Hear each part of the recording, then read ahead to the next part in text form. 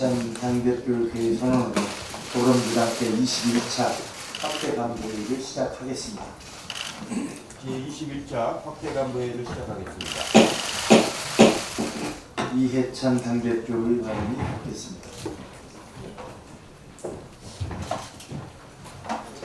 내일은 광복절 74주년입니다.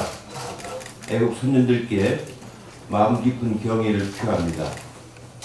특히 올해는 3.1운동과 임시정부 수립 100주년이고 아베 정부의 경제 보복에 당당히 맞서는 와중에 맞이하는 광복절이라서 그 의미가 더욱 깊다고 생각을 합니다. 74년 전 광복은 그냥 주어진 것이 아니라 3.1운동과 임시정부로 이어진 애국 선열들의 희생과 헌신의 결과라는 것을 잊지 말아야 합니다. 광복 이후에 우리는 분단과 전쟁, 가난과 독재를 딛고 한세기 만에 민주화와 산업화를 이루었습니다. 2차 대전 이후 독립국 중에 3050 클럽에 가입한 유일한 나라로 성장을 했습니다. 7개의 나라가 있는데 그 중에 일본, 독일, 이탈리아는 전쟁을 일으켰던 나라고 미국과 영국, 프랑스는 식민지 지배를 했던 나라입니다. 우리는 전쟁의 피해를 입고 식민지 지배를 받았던 나라임에도 불구하고 3050에 가입을 했습니다. 독립과 산업화, 민주화를 위해 헌신하신 선열들의 뜻을 이어받아 당면한 아베 정부의 경제보복을 당당히 극복해내고 성숙한 민주주의 나라, 평화 번영의 한반도 시대를 만들어 내겠습니다. 5일에는 당 지도부와 국회의원 그리고 당직자들과 함께 독립군 전투를 다룬 봉오동 전투를 관람할 예정입니다. 이를 통해 새로운 대한민국 100년을 위한 광복절 74주년의 의미를 되새기는 시간을 갖겠습니다. 이 자리에서 저는 말씀을 드립니다. 한국과 일본은 필연적으로 떨어질 수 없는 나라입니다. 서로 간에 여러 가지 갈등이 있다 하더라도 반드시 합리적으로 해결을 해서 함께하는 이웃나라라는 것을 저희는 잊지 않고 최대한 진실하고 성의 있게 일본을 대하도록 하겠습니다. 어제 국회 사무처에서 업무 효율성 제고를 위한 국회 부론 설치 및 운영 방안 연구 영역 최종 결과를 공개를 했습니다. 국회 세종의사당 설치는 우리나라의 미래가 달려있는 지역균형 발전 사업의 핵심 사업일 뿐 아니라 국회와 행정부가 떨어진 탓에 발생하는 비효율과 낭비를 해소할 수 있는 해결책입니다. 세계적으로도 입법부와 행정부가 멀리 떨어진 나라는 찾아보기 어려웁니다. 서로 견제기관이면서 협력기관이기 때문입니다. 용역 결과에 따르면 신설되는 세종시 의사당에서 세종시 정부부처를 관장하는 상임위와 예결위 활동을 하고 여의도 의사당에서 본회의와 나머지 의정 활동을 하면 시간과 비용 면에서 큰 효과가 있습니다. 지금 바로 시작해도 21대 국회 하반기가 되어야 세종의사당이 제 역할을 할 것이니 시간이 별로 많지 않습니다. 여야가 행복도시 건립에 합의한 취지를 살려서 세종의사당 설치를 위한 국회법 개정안을 빠르게 처리하고 바로 세종의사당 설치에 착수할 수 있도록 최선을 다해야 할 것입니다.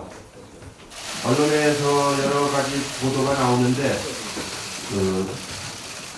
행정부가 수도권에 있는 법무부, 외교부, 통일부, 국방부, 여가부는 수도권에 있기 때문에 상임위를 세종시에 가서 할 필요성이 별로 없습니다. 그래서 그 4개 상임위를 제외한 나머지 상임위는 세종시에 가서 하는 것이 가장 효율적이라고 생각을 합니다.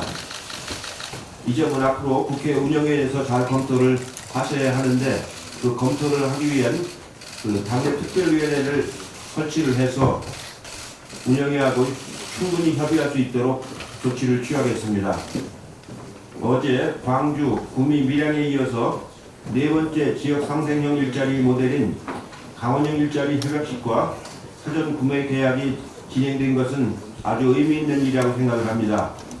횡성지역 이모빌리티 산업 분야에서 이루어진 사회적 대타협으로 앞으로 초소형 전기 화물차를 개발하고 출시할 예정입니다. 강원형 일자리가 다른 지역과 다른 점은 중소기업들이 협업을 통해서 이익을 공유한다는 것입니다. 지역경제 상생을 위해 노사민정이 서로 임금과 근로시간, 고용조건을 양보해서 대타협을 이루어냈습니다. 지역 상생형 일자리 사업은 고용 증대와 경제 발전, 노사 상생과 지역 균형 발전 네 가지를 한꺼번에 잡는 일석사조의 사업입니다. 군산, 포항, 울산에서도 지역 상생형 일자리 사업이 진행되고 있습니다. 정부와 민주당 모두 최선을 다해서 노력을 하도록 하겠습니다. 이상입니다. 네, 다음은 이인영 원내대표가 있겠습니다.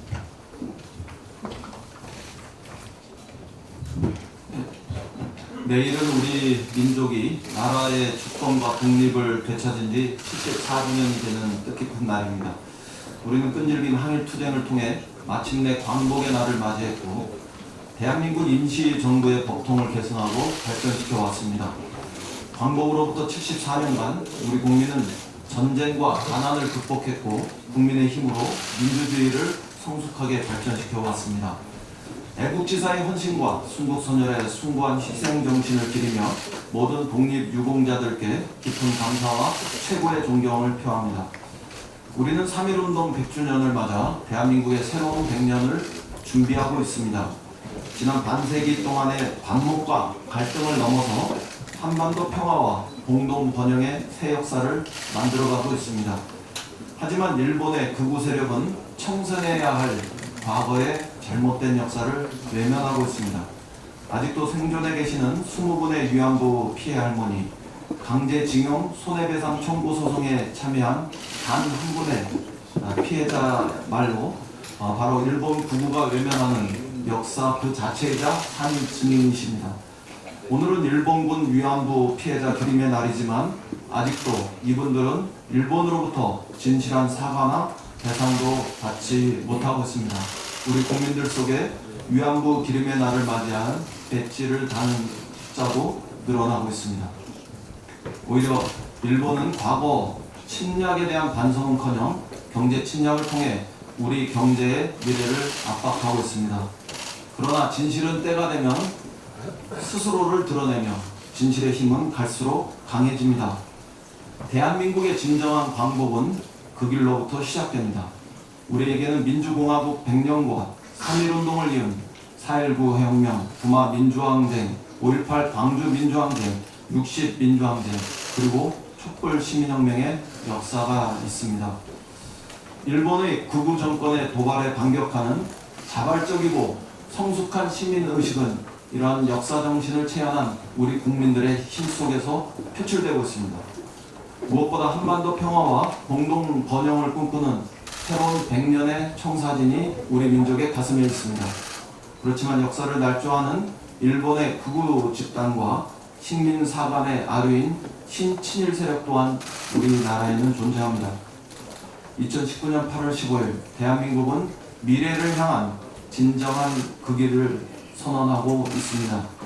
2019년 우리 국민이 극복해야 할 대상은 한반도 분단체제의 정치적 이득만을 노리는 일본의 극우 정치 세력과 아베 정권 그리고 신친일 세력입니다. 우리는 다시 일본에 지지 않을 것입니다. 절제된 대응을 하되 굽히지 않고 단호하게 맞서 나갈 것입니다.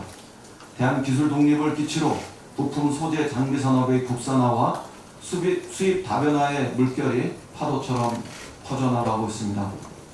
우리 당은 정부와 함께 정책적, 법적, 재정적 뒷받침을 통해서 한일 경제대전에서 반드시 승리하겠습니다.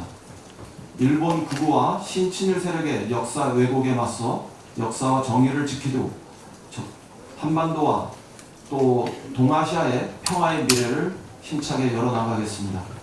한일 시민들 간의 멋진 연대를 통해 아름다운 한국과 일본의 미래도 만들어 나가겠습니다. 민주당은 광복 100주년 그 이름에 부끄럽지 않도록 국민과 함께 진정한 그 길을 실행하겠습니다. 7월 일자리 동향과 관련해서 한 말씀 드리겠습니다. 오늘 통계청이 발표한 2019년 7월 고용 동향에 의하면 고용 상황은 크게 개선되는 것으로 보여집니다. 취업자는 2,738만 3천명으로 전년 동월 대비 29만 9천 명이 증가하여 18개월 만에 최대폭의 증가를 보였습니다. 대표적 좋은 일자리인 상용 근로자 수는 43만 8천 명이 증가하여 관련 통계가 생성된 1989년 이래 가장 큰 폭으로 늘었고, 불안정 일자리인 임시 근로자와 일용 근로자는 줄어서 일자리의 질 역시 개선되는 것으로 파악됩니다. 고용률은 0.1%포인트 상승했지만 실업률은 0.2%포인트 상승했습니다. 또 청년 고용률도 0.5%포인트 상승했지만 동시에 청년 실업이 0.5%포인트 상승하여 지표가 서로 엇갈리는 측면도 있습니다. 그러나 이것은 경제활동 밖에 있었던 인구의 상당수가 경제활동 영역으로 옮겨졌기 때문인데, 2019년 7월 구직 단연자는 전년 동월 대비 2만 명으로 줄었고, 이것은 그 자체로 긍정적인 신호로 분석됩니다.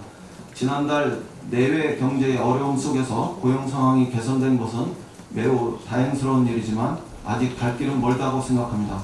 더불어민주당은 정부와 함께 일자리 창출과 질적 개선을 위해서 총력을 다하겠습니다. 이상입니다. 네, 다음은 박주민 지도위원의 발언이 있겠습니다. 예, 자유한국당 정미경 최고위원은 12일 자유한국당 최고위원회 위원 회의에서 최근 한일 갈등은 우리 정부의 자작극이라는 취지의 발언을 했습니다. 이 발언은 막말이라고 하기에도 부적절해서 차라리 망상이라고 해야 할 것 같습니다. 그런데 이런 생각을 정미경 최고위원만 가지고 있을까요? 지난 13일 조선일보에 게재된 칼럼 한국의 민주주의도 이렇게 무너지는가를 보면 동일한 시각을 접할 수 있습니다. 이 칼럼에서는 일본과의 경제 충돌도 반일이라는 민족적 감정과 자존심에 편승한 국민 단합의 총선 전략으로 보면 된다고 주장하고 있습니다. 이런 주장들, 그리고 이런 주장을 하는 사람들의 공통점은 무엇일까요? 첫째는 한일 간의 최근의 갈등이 일본의 선제적 무역 제한 조치에 의해 시작되었다는 점, 전쟁 가능한 국가, 아시아에서의 경제적 영향력 유지 등 정치, 경제적 목적을 가지고 일본 정부가 움직이고 있다는 점 등을 무시한, 즉 사실에 전혀 근거하지 않고 있다는 점입니다. 둘째는 최근 일본의 행동에 대해 국민들이 느끼는 분노에 전혀 공감하지 못하고 있다는 점입니다. 아마 한일 간에 아직 해결되지 않은 역사적 문제와 그 문제로 고통받고 있는 사람들에 대한 인식이 전혀 없고, 이러한 것들은 얼마든지 무시될 수 있는 것이라고 생각하고 있기 때문일 것입니다. 셋째는 일본은 아무런 잘못이 없는데 우리 정부가 아무 잘못도 없는 일본 정부로 하여금 지금 이런 행동을 하게끔 만들었다는 생각을 기반으로 하고 있다는 것입니다. 과거 우리나라와 민족은 형편없기 때문에 훌륭한 일본의 지배를 받아도 되고 받아야 된다고 했던 친일의 논리와 전혀 다르지 않습니다. 실제로 정미경 최고위원은 위 발언에 이어서 일본 정부는 계속해서 협의하자고 했는데 문재인 정부는 이를 묵살했다고 사실과도 다른 이야기를 하기도 했습니다. 넷째는 정부나 지자체는 나서지 말라고 하면서까지 냉정하고 단호하게 일본에 대해 대처하고 있는 우리 국민이 우매하게도 정부의 자작극 혹은 선동에 속아 일본 제품 불매운동에 나서고 있다고 보는 문제점도 가지고 있습니다. 내일은 광복 74주년입니다. 역사는 과거와 현재의 끊임없는 대화라고 합니다. 아직 해결되지 않은 일제강점기의 아픔을 해결하고 우리보다 강한 나라는 무조건 훌륭하고 우리는 비루하다는 과거로부터 일부에게 이어져 왔던 자조적인 인식을 극복하고 우리 국민을 무시하지 않고 존중하는 일 등을 하나하나 이루어 나가야 진정으로 왕복되었다고 할 수 있을 것이라는 생각이 무척이나 강하게 드는 요즘입니다. 자유한국당은 말로만 그 일을 외치지 말고 위와 같은 일들을 실제로 하나하나 이루어 나가는 데 힘을 합쳐주었으면 합니다. 조국 법무부 장관 후보와 관련해서 자유한국당 황교안 대표가 산호맹 사건과 관련된 낡은 색깔론 카드를 다시 꺼내든 것을 보면서 과연 황교안 대표는 어느 시대를 살고 있나 하는 의구심이 듭니다. 황교안 대표의 이번 비판은 4가지 점에서 문제가 있다고 봅니다. 첫째는 사실에 기반하지 않고 있습니다. 산호맹 사건 당시 검찰은 조국 후보자를 산호맹의 일원으로 기소하지도 않았고 법원 역시 조국 후보자가 산호맹에 가입하였다고 인정한 바가 없습니다. 조국 후보자가 가입했던 남한사회주의 과학원은 법원에서 반국가 단체가 아니고 이적단체로 보아야 한다라고 판단하였기에 황교안 대표가 산호맹 사건을 언급하면서 든 폭탄, 독극물 이거는 전혀 상관없는 조직입니다. 국가보안법 해설서까지 낸 황교안 대표가 설마 이런 내용을 몰랐겠습니까? 알면서 이렇게 얘기했다면 이것은 악의적 사실 왜곡이자 흠집 내기에 불과한 것입니다. 둘째로 가입 여부를 떠나서 산호맹 활동을 했던 사람들은 2008년 이명박 정부 시절에 민주화운동보상심의위원회에서 민주화운동 관련자로 인정받았습니다. 이미 자신들이 책임졌던 정부에서도 역사적 평가를 달리 내린 바 있음에도 불구하고 다시 문제제기하는 것은 누워서 침뱉기에 불과합니다. 셋째로 자유한국당의 전신인 새누리당은 다 아시다시피 2012년 총선에서 당시 산호맹의 대표 인물격이었던 사람을 영입하려고까지 했습니다. 그때는 아무 문제 없고 지금은 문제가 된다는 것인데 이것은 전형적인 내로남불이라 할 수 있습니다. 넷째로 황 대표가 미래를 볼 줄 아는 지도자, 경제 발전과 구국 강경의 일념으로 나라를 이끈 분이라며 존경하는 박정희 전 대통령의 경우 남로당 군사 총책으로 활동한 혐의로 무기징역을 선고받았었습니다. 그러나 한 번도 자기 반성을 한 적은 없었습니다. 박정희 전 대통령에 대해서는 그리고 황교안 대표의 박정희 전 대통령에 대한 존경은 과연 어떻게 봐야 하는 것입니까? 논리적으로 모순됩니다. 과도하고 비약적인 정치 공세는 상대방이 아니라 나 자신을 깎아내리는 일이라는 점을 명심하셨으면 합니다. 이상입니다. 네, 다음은 서른 최고위원의 발언이 있겠습니다. 온 국민께서 마음을 모아 일본의 부동산 수출 규제를 극복하기 위한 노력을 벌이고 있는 가운데 맞는 광복절이라 내일의 광복절은 더욱 의미가 있을 것이라 생각합니다. 100년 전 나라를 되찾기 위해 일어난 3.1 운동처럼 일본의 부당한 조치에 항의하는 국민의 행동이 국내는 물론 해외에서도 일어나고 있습니다. 미국 시카고, 캐나다 오타와 토론토의 동포들께서 한일 대외 독립군을 자처하셨고 오늘 세계 위안부 기념일을 맞아 7개국 19개 도시에서는 위안부를 기억하는 공동행동에 나선다고 합니다. 함께 미래를 밝히고자 하는 이런 노력들이 모여서 결국 일본을 국제사회의 상식적인 일원으로 돌려놓게 될 것입니다. 한일 관계를 재정립하고 미래로 나아가는 토대가 될 것이라 생각합니다. 이러한 국민의 예문과는 달리 제1야당인 자유한국당은 일본 수출 규제가 문재인 정부 자작극이라고 하는 등 망언 정치, 대안 없는 반대 정치에 벗어나지 못하고 있습니다. 안타깝게 짝이 없습니다. 공당으로서 대한민국 미래를 밝히려는 국민의 노력에 죄를 뿌리는 행위는 국민의 주름한 심판을 면할 수 없을 것입니다. 이번 기회에 표현 하나를 바로잡고자 합니다. 일본은 강제동원의 강제성, 불법성을 희석시키기 위해 강제라는 단어를 빼고 징용공 표현을 써왔습니다. 그러다 우리 대법원 판결 후에는 구조선반도 출신 노동자 문제로 지칭하기도 했습니다. 징용뿐만 아니라 기업의 모집, 관의 알선 모두 반인도적 불법 행위였습니다. 우리도 이런 점을 명확히 하기 위해 강제징용보다는 좀 더 넓은 범주에 강제동원이라고 지칭하는 것이 바람직할 것입니다. 남북 교류협력에 대해서 한 말씀 드리겠습니다. 한반도 평화번영은 북미 협상에 이어 저절로 찾아오는 당연한 결과가 아닙니다. 남북의 자주적인 노력과 교류협력을 통한 상호 이해가 전제되어야 합니다. 남북관계의 돌파구를 마련하기 위한 좀 더 적극적인 노력이 필요합니다. 남북 경제 협력을 통한 평화 경제는 그 길을 앞당기는 발판이 될 것입니다. 대한민국의 미래를 밝히는 등불이 될 것입니다. 판문점 공동선언 이행과 남북 교류 협력을 위해 정부가 좀 더 적극적으로 나서주길 바랍니다. 이상입니다. 네, 다음은 남인순 최고위원의 발언을 읽겠습니다. 네, 8월 14일 오늘은 1400번째 수요시가 열리는 날이자 일본군 위안부 기림의 날입니다. 오늘 회의에 참여하시는 분들의 가슴에는 작은 나비가 달려 있습니다. 나비의 의미는 피해자들의 진정한 해방과 또 폭력과 차별에 고통받는 모든 여성과 또 약자들의 해방을 염원합니다.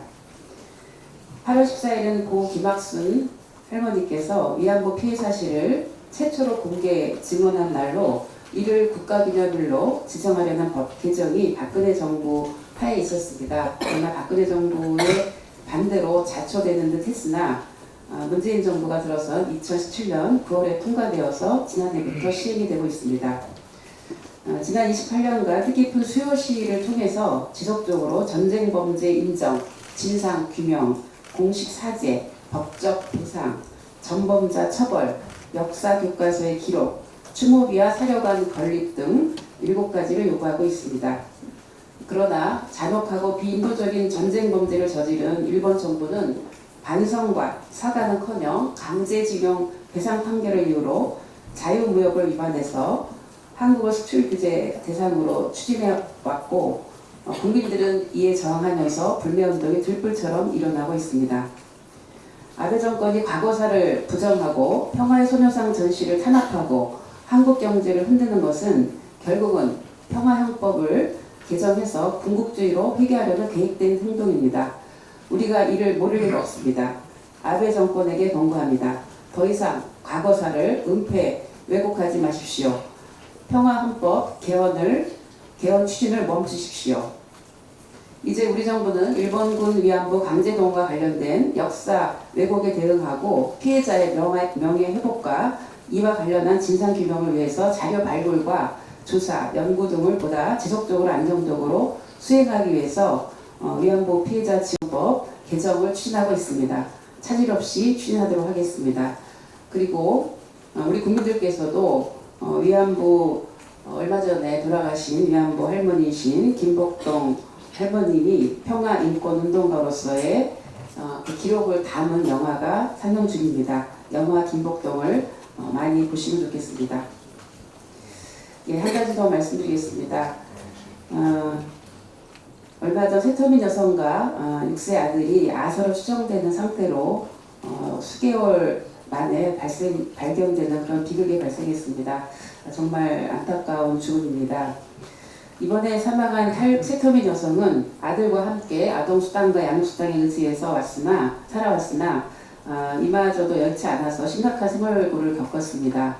임대주택의 임대료 및 전기요금 체납, 기초생활수급 중단, 또 영양 플러스 등으로 정부의 복지 안전망에 들어올 수 있었지만 이 모든 것이 이 세터민 가족에게는 적용이 되지 않았습니다. 이 문제를 철저히 점검을 해서 무엇이 허점이 있었는지 점검을 해야 된다고 생각합니다. 그래서 얼마 전 정부가 발표한 포용국가 아동정책 내용 속에 이런 비극이 반복되지 않도록 해야 되고 결국 이 문제는 지방자치단체의 그 아동보호 전담 인력이 신속하게 배치가 돼야만 해결될 수 있는 일이라고 생각합니다. 정부의 이런 추진이 내년도 예산이 반영이 돼서 보다 꼼꼼한 사회 안전망이 설치될 수 있도록 노력하겠습니다. 이상입니다. 네, 이어서 이수진 최고위원의 발언이 있겠습니다. 네, 오늘 12시부터 일본 대사관 앞에서 세계 일본군 위안부 기림일 세계 연대 집회가 진행될 것입니다. 매주 항상 그 자리에서 피해자 할머니들이 자리를 지켜주셨고 시민들과 노동자들이 그런 발길이 이어졌고 대학생들도 함께 자리를 채워갔습니다. 최근에는 일본 대사관 앞에서 촛불을 든 청소년들도 함께 자리를 채워가고 있습니다. 더구나 뜻깊은 것은 지난해 정부가 국가기념일로 지정한 일본군 위안부 피해자 기림의 날이라는 점입니다. 매주 수요일 비가 오나 눈이 오나 결연한 모습으로 시위 현장에 계시는 할머니들의 굳건한 모습이 아직도 눈에 선선합니다. 전 또 개인적으로 연세의료원 노동조합에서 정의기억연대가 운영하는 할머니 쉼터에 가서 영양제 든 아들이고 말동무도 해드렸던 기억이 생생합니다. 고생이 많다며 등을 두드려주시고 때로는 짜장면도 사주시며 우리 마음속에 평화인권운동가로서 활활 타오르고 계시는 김복동 할머니를 비롯한 피해자 할머니들의 그런 시위와 꿋꿋한 의지가 전 세계를 움직였습니다. 그리고 아시아 각국 피해자들이 미투 대열에 함께 동참했습니다. 1992년 1월부터 시작된 수요집회지만 일본 정부가 책임 있는 사과나 이에 대한 배상의 의지를 밝힌 적이 없다는 것은 상당한 유감입니다. 전시 성폭력이라는 다시는 되풀이되지 말아야 할 인류 보편의 인권 문제임을 국제사회가 고발하고 있습니다. 피해자 할머니들이 겪어야 했던 비극은 고통과 아픔을 넘어 우리 모두에게 용기와 인권 그리고 평화를 가르쳐 주었습니다. 또한 베트남 전쟁의 피해자들에 대한 관심과 보상을 위한 민간의 노력들 역시 평화를 원하는 할머니의 발걸음입니다. 더불어민주당은 일본 정부의 공식 사과와 배상을 다시 한번 강력히 촉구합니다. 지금의 부당한 일본의 경제 침략을 우리 국민은 다 함께 극복해 나갈 것입니다. 이상입니다. 다음 이형석 최고위원의 발언을 듣겠습니다. 자유한국당이 사회적 참사 특별조사위원 야당목 비상임위원으로 인터넷 매체 프리덤 뉴스 김기수 대표를 추천했다고 합니다.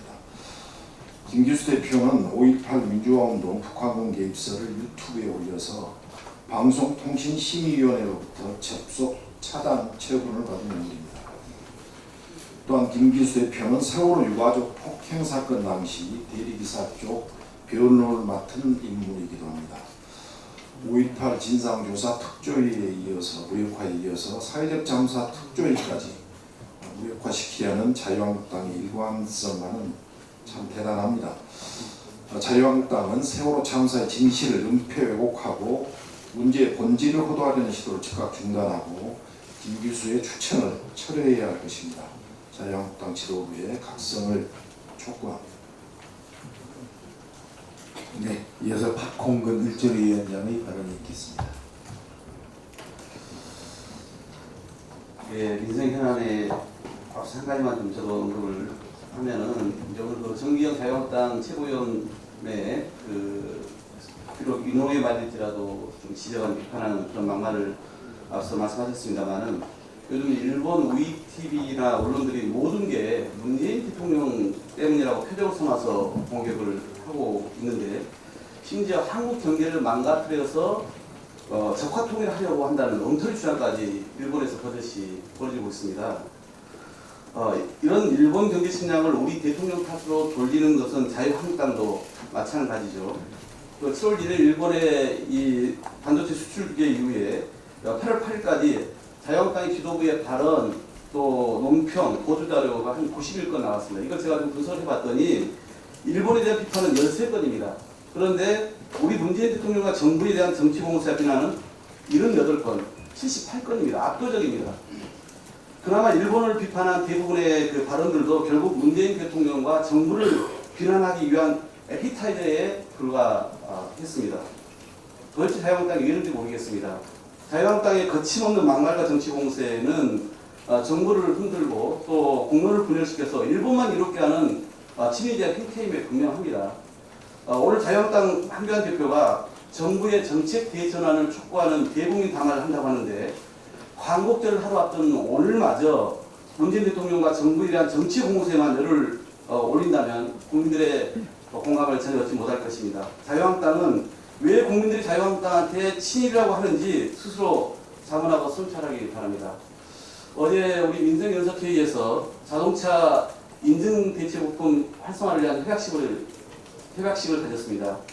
세계 5위의 자동차 생산국임에도 부품 브랜드 중소기업 하나 없는 게 우리 대한민국입니다. 그래서 한국의 고시를 키워보자는 취지에서 어제 협약식을 맺었는데요. 부품 소재에서 경쟁력을 확보하고 있는 국가들의 공통된 특징은 대기업하고 이 부품 소재 중소기업이 일치화돼서 기술 획득을 추진한다는 점입니다. 그런데 우리나라는 중소기업들이 어렵게 기술을 개발해도 대기업이 구매해주지 않을 뿐만 아니라 어쩌다 구매를 해줘도 납품 단가를 후려쳐버리니까 기술 개발을 할 유인이 없는 겁니다. 중소기업부가 2017년도에 조사한 거 보니까 2012년부터 16년까지 구매 조건부 제품 개발 과제 전체 1243개인데 이 중에서 322건이 전혀 구매를 해주지 않고 또 359건은 약속을 어기고 일부만 구매해줬습니다. 즉 전체 54.7%가 약속을 지키지 않은 거죠.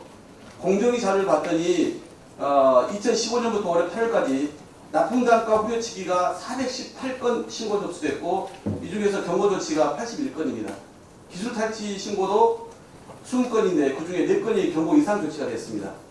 이런 환경에서는 우리 중소기업들의 소재 부품 경쟁력이 살아남을 수 없습니다.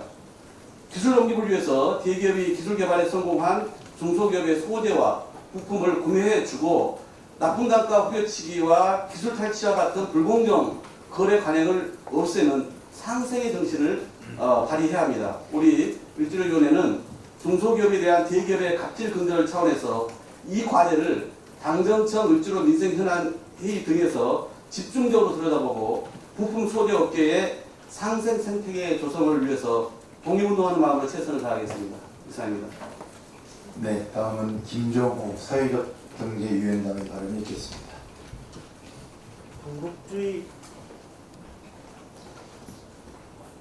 군국주의 부활을 꿈꾸는 아베 정권이 과거사 부정과 부당한 내정 간섭, 경제 보복에 이르기까지 국민들의 분노를 촉발시키고 있습니다.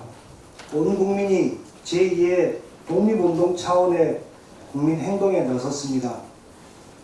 독립운동은 못했지만 불매운동은 한다며 전범기업과 혐한 망언을 일삼는 일본 기업 제품 그리고 일본 관광까지 자발적인 불매운동이 들불처럼 퍼지고 있습니다.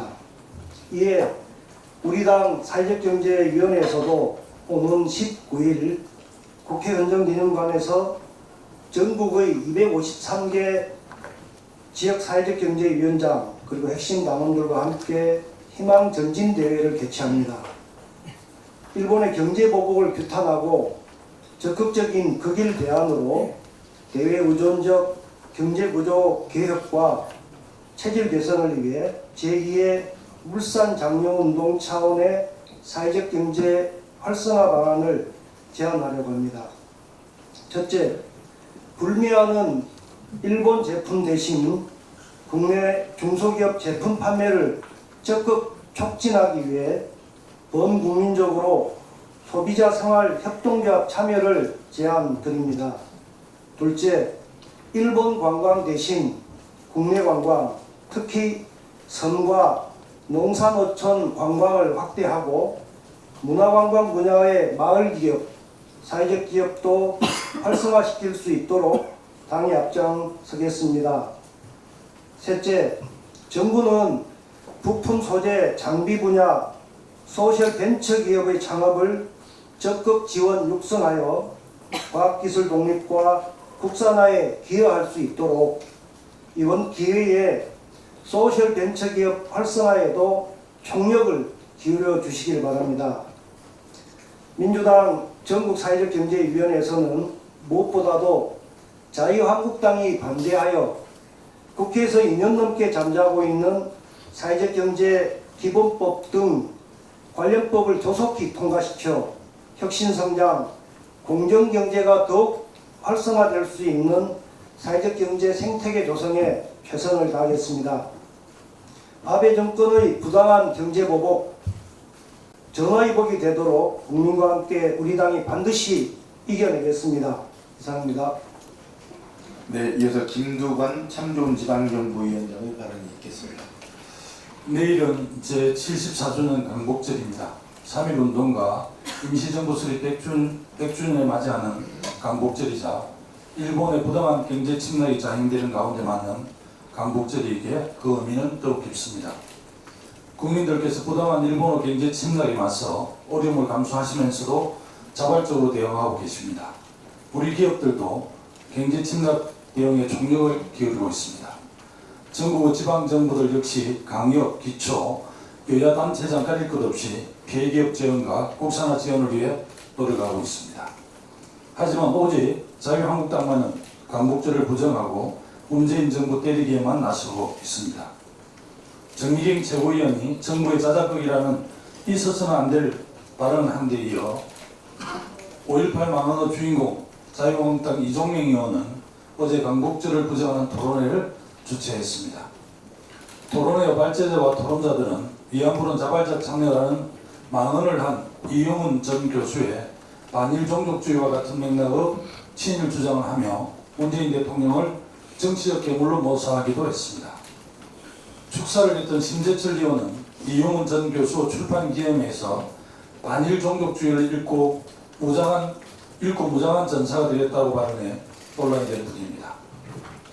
자유한국당 주장들은 지난 100년의 역사 동안 독립운동을 하고 강복에 기뻐했으며 일본의 망언과 부당한 행태에 분노해왔던 지금 불편함과 손해를 감수하며 자발적으로 일본 경제 침략 규탄과 불매운동에 나서고 있는 국민들을 모독하는 행위이자 국민을 공격하는 행위입니다. 자유한국당 그동안 국민들은 안중에도 없이 오직 당리당략을 위해 문재인 정부 비난에만 연연이 없었습니다. 그런데 이제는 바른 역사를 위해 싸워온 국민을 공격하겠다는 것입니다.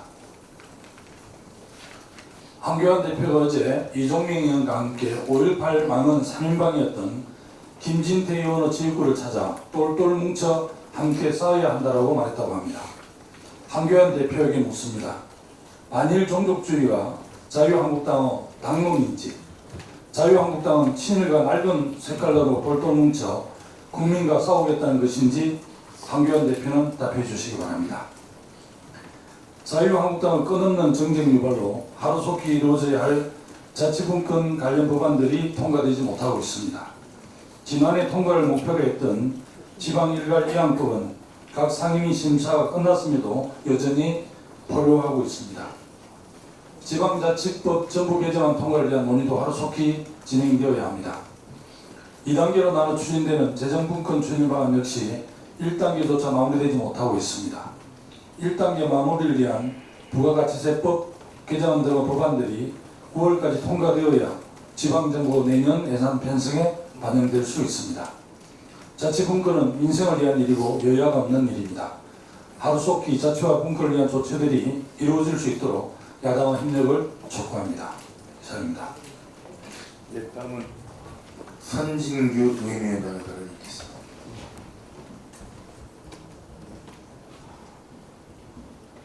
예, 노인들도 이런 분에게 한 말씀 드리겠습니다. 이번에 일본이 일으킨 경제 침략을 맞아 주권국가로서 세계가 인정하는 국력을 가졌기에 강하게 우리의 주장을 더욱 강하게 펼쳐나가 주기를 바란다는 노인들의 희망을 전해드립니다. 미국, 중국, 소련, 간악한 일본 등 지난 역사를 돌아보면 명확한 국제 질서 속에서 자기들 이익 때문에 우리를 유한한 척하면서 속내는 우리에게 괴로움을 주었고 지금도 주고 있는 것을 볼 수 있습니다. 이럴 때 노무현 대통령의 한 말이 생각납니다. 나는 미국 가서 사진 미국에 사진 찍으려고 안 간다. 이 짧은 말 속에 그간 누구도 못한 전체의 생각을 통쾌하게 전한 것을 볼 수 있습니다. 아마 이때 외국 정치 지도자들도 깜짝 놀랐을 것입니다. 이런 용기와 기회가 있었기에 집권 후반기 어려웠던 남북 문제 대화를 틀었고 국제 문제에서 공정성이 인정되어 분단 국가에서는 도저히 생각할 수 없는 유엔 사무총장이 배출될 수 있었다고 봅니다. 우리는 그동안 강대국의 장벽에 가벼 한번도의 큰 물줄기가 갇혀버렸습니다. 이제는 더 이상 머물 수 없다고 봅니다.